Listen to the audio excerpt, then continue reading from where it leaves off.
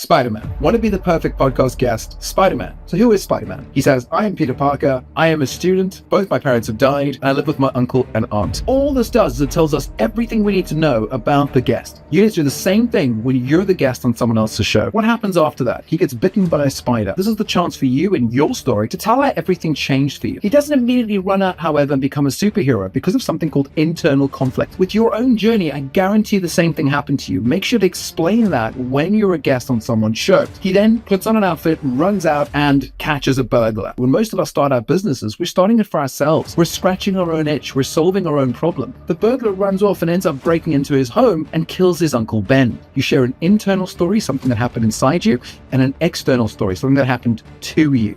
In our case, the burglar kills Uncle Ben. As he's dying, he looks up and he says to Peter Parker, with great responsibility comes great power.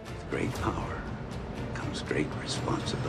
That one line is something we can all remember from Peter Parker. It's a line that links us to who is Peter Parker and who is Spider-Man. In your own business, you should have one line that clearly defines who you are and what you do. He then gets through this, runs off and becomes a hero. In your own podcast journey, your own guest journey of explaining who you are, how you got there, what internally made it difficult to start for yourself, then how you did one thing and it started working, but then how something terrible happened before saying, and now I do this thing. And then here's one line that explains exactly what it is that I do.